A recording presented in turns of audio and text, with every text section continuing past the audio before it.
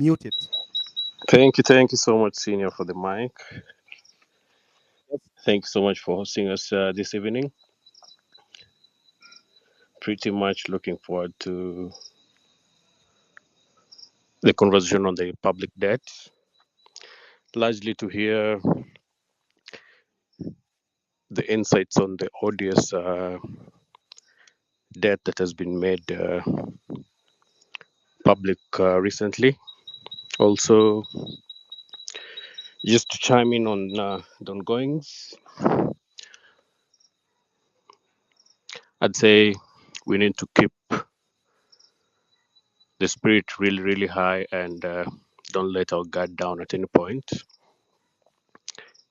This is us facing real time challenges that need real time solutions. So, thanks so much for the mic, Amerix. Back to you.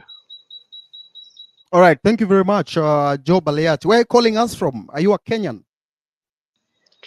Yes. I'm a Kenyan, All right. currently in Nairobi. All right. Okay. Thank you very much. Let's meet on Tuesday. Tuesday it is. Willis, welcome. You can kickstart the discussion. Thank you very much, Amerix, for inviting us and hosting this forum again. The main important thing that we hope to achieve out of this is that the Kenyan people need to understand why they are being overtaxed and where their money is going to. And it's important that you've raised it, that debt that is being paid, because 80% of our tax revenue, what the Kenyan people are paying, what government is collecting from them, is being used to pay a debt. It is imperative for us to achieve accountability if that money, they know what debt they are paying for. Because as Jimmy will explain to us, over the last almost 10 years, we've paid over 5.4 trillion shillings as debt. And yet, in our debt books, we are being told we have 11 trillion Kenya shillings as debt. Why are you paying for this debt? It never goes down. It keeps going up. And we need to understand, was this debt taken for a particular project? Show us this project that is worth 11 trillion. What did it finance? And where was it in our budget? Did the Kenyan people in their parliament, in the Appropriation Act, identify a project which was financed? Because when you take a debt, you throw it in a project, that money must circulate in the economy. And the economy, when the money circulates, should be able to mop up and earn money out of that debt.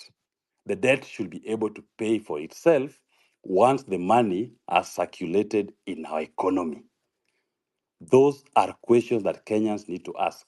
William Ruto, in the last 2 years, 18 months, so to speak, has taken almost 1.8 trillion shillings in debt. Uhuru Kenyatta took over 6 trillion shillings in debt. We must ask, where was this debt anchored in our Appropriations Act? Where was public participation for this debt? And in the same period, you've paid 5.4 trillion shillings as debt. How comes then the debt is still 11 trillion? And did this money come into Kenya? Was it used for the benefit of the people of Kenya? What was our budget deficit, so to speak? That you can say this was the balance, this was the deficit that we had to go into the market to raise. Because if your deficit in 10 years was only 1.3 trillion, then explain to us, why did you take a debt of up to almost 8 trillion? What were you borrowing for? You took loans of up to 6 trillion shillings when the budget deficit was only 1.3 trillion. And did this money land into Kenya?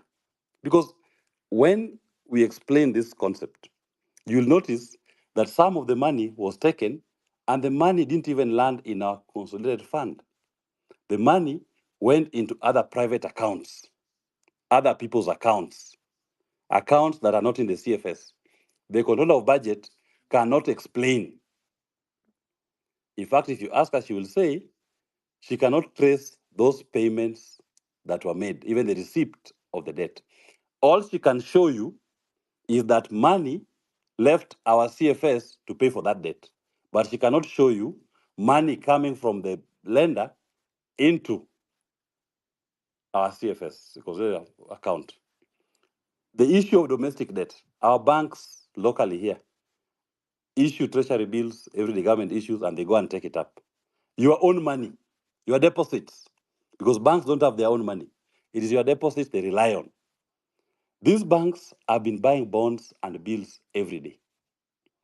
That bond and bill that they're floating and they're taking at exorbitant interest rates of almost 17%. Which project is it funding? Because according to our laws, project debt should only go into a project fund. But I will not speak much on it because today we have Jimmy Wanjigi, who has been very vocal on this issue. Maybe you can give him the mic to explain further on these concepts. And let me just say this. We come into this space as citizens who are concerned about the country. We are not coming into this space as politicians who are trying to campaign. And we are open to be asked any questions, to be interrogated. The information we share can be used by anybody, even in UDA, any Kenyan. Because what the Kenyan people are seeking is what will work for all Kenyans. Make Kenya work for all Kenyans. If the information comes from UDA, it will help. If the information comes from an ordinary citizen, it will help. The ultimate goal is to make sure that Kenya works for all Kenyans. Last time I'd said, let us not allow politicians to occupy and own this space. This is a citizen space that is meant to hold everybody accountable and to allow Kenyan people to understand and know the details of how their government is working and how their money is being utilized. If Jimmy can be allowed to speak, I think Amerix can allow him, or he can speak from because I'm with him. He can speak from my. Yeah, you The, can the, speak request, the from your request is end there. because I'm trying to Okay, let look me give him the for mic. He these can other speak from my people, end. but I can't see them. Okay, let me give him the.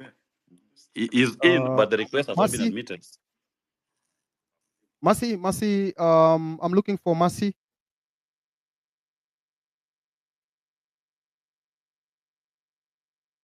All right, before we wait for Mercy, Nelson, you had a very interesting